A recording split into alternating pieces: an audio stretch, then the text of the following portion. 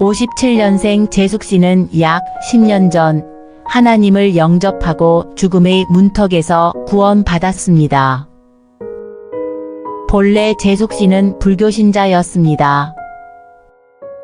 집안의 불교 경전과 목탁을 신주 단지처럼 모셔두고 살았고, 중요한 일이 있을 때마다 점집이나 무당을 찾았습니다.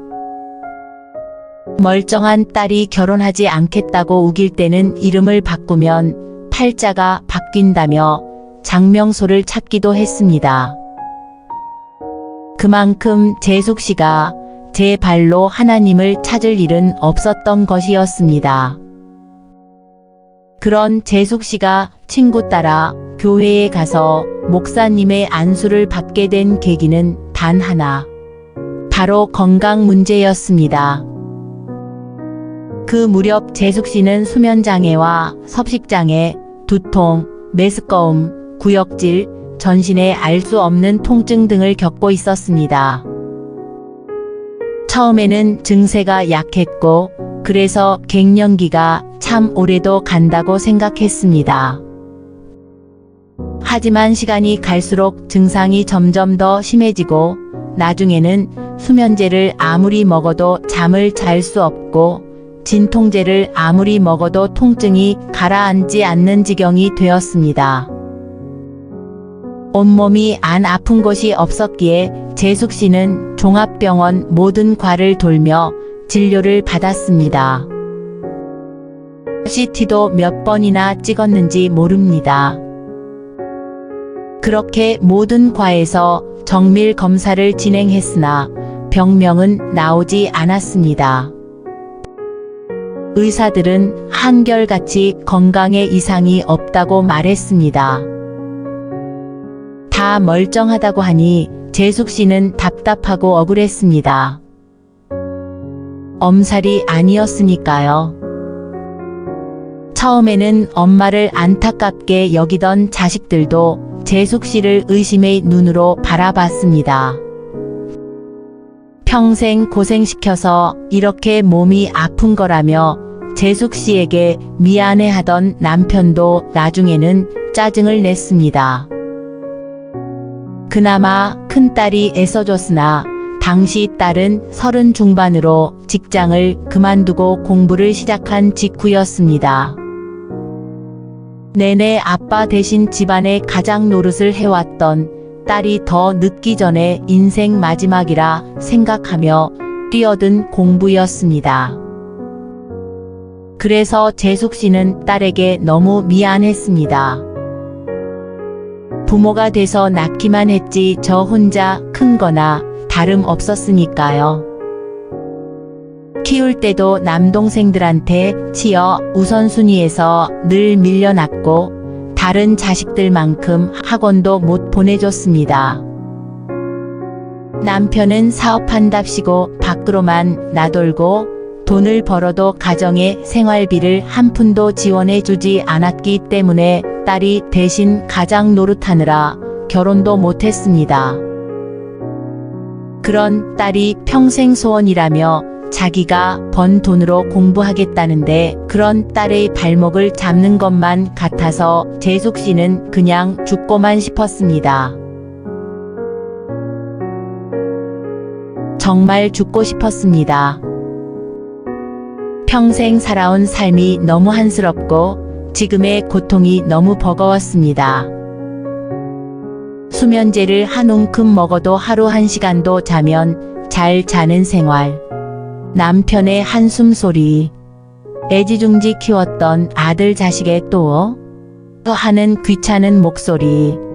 시집 가서 아들 딸 낳고 행복하게 살고 있어야 할 딸이 두 남동생 뒷바라지도 모자라 아픈 엄마 병간호까지 더해져 힘들어하는 모습. 모든 것이 다 고통이었습니다. 특히나 각종 정밀 검사를 진행하던 도중에 남편이 장기 출장을 떠나 바람을 피웠을 때는 정말로 살고 싶은 마음이 1%도 없어졌습니다. 평생 나를 그렇게 고생시키고 지금도 딸에게 동생 학비며 생활비까지 대게 하면서 어떻게 이럴 수가 있는지. 재숙 씨는 자식들 보기 부끄럽고 내 삶이 지옥 같고 내 한 목숨 끊어지면 모두가 다 편안해질 것만 같았습니다. 그런 생각들로 속을 끓여서인지 통증과 불면증은 나날이 심해졌습니다. 나중에는 헛것을 봤습니다. 환청도 들렸습니다. 젓가락을 전기 콘센트 구멍에 찔러 넣으려다가 딸에게 발견되어 제지당한 적도 있었습니다. 갑자기 무슨 소리가 들린다며 바깥에 뛰쳐나가 허공에 소리치기도 했습니다. 그때마다 딸은 어르고 달래기도 같이 죽자며 울고 화내기도 했습니다.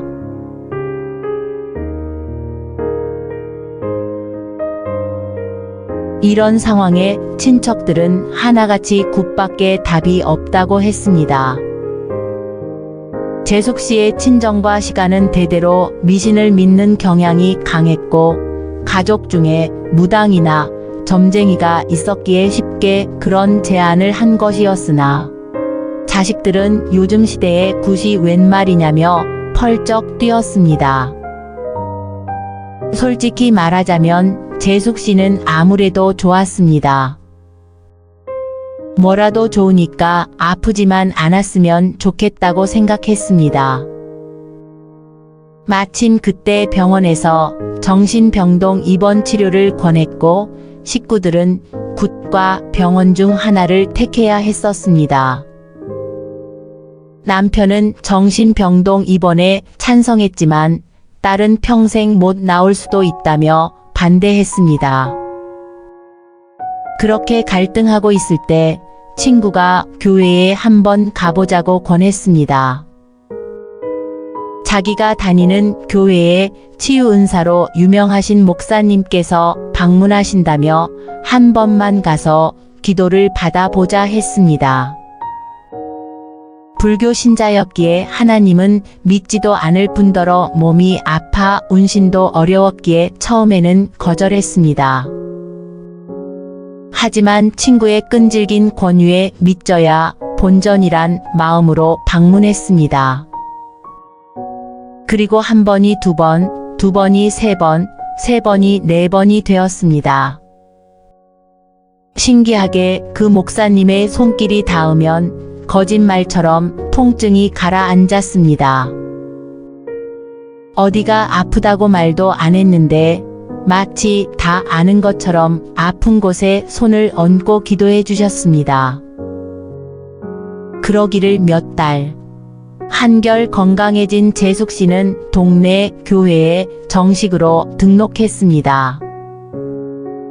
길을 걷다가 눈에 들어온 교회 십자가를 도저히 지나칠 수가 없었던 것입니다. 그러고 다시 몇 달 뒤 꿈에서 커다란 음성을 들었습니다. 하나만 택하라. 목탁이냐? 십자가냐? 소스라치게 잠에서 깬 재숙 씨는 그날로 장롱 속에 보관해 두었던 불교 경전과 목탁을 쓰레기통에 버렸습니다. 지금은 수면제도 끊고 목탁도 끊었습니다. 재숙 씨의 손에는 이제 십자가뿐입니다. 남편은 여전히 경제관념이 부족하고 따뜻한 말 한마디 못하지만 이제는 상관없습니다. 재숙 씨에게는 하나님이 있으니까요. 딸은 다시 일을 시작했습니다. 먹고 살 만큼 잘 벌고 건강합니다. 꿈은 이루지 못했지만 도전해 봤던 것만으로 만족하는 눈치입니다. 요즘도 가끔씩 마음이 불안해지고 꿈자리가 뒤숭숭하지만 그럴 때마다 재숙 씨는 교회로 달려갑니다. 성령으로 기도하면 귀신이 떠나간다는 목사님의 말씀을 꼭 붙들었습니다. 성령으로 충만케 되기를 소원하며 기도하고 또 기도했습니다. 그렇게 기도하다 보니 딸도 전도할 수 있었습니다. 지금은 딸과 함께 주일마다 예배하러 갑니다.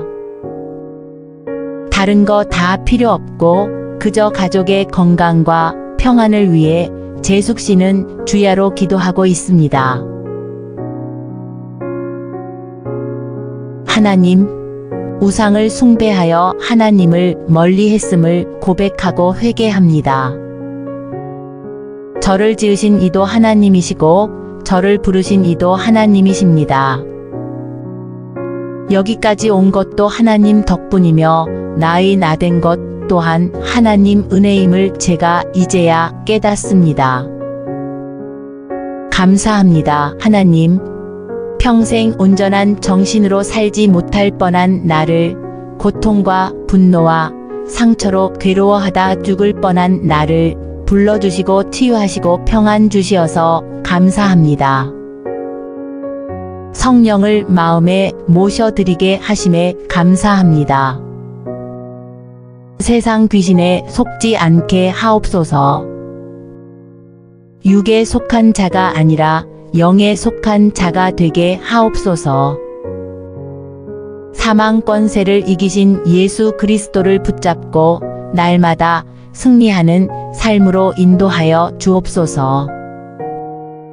나를 고통과 사망의 늪에서 건지시고 내 자식과 가정을 품어주신 하나님 아버지를 찬양하고 경배합니다.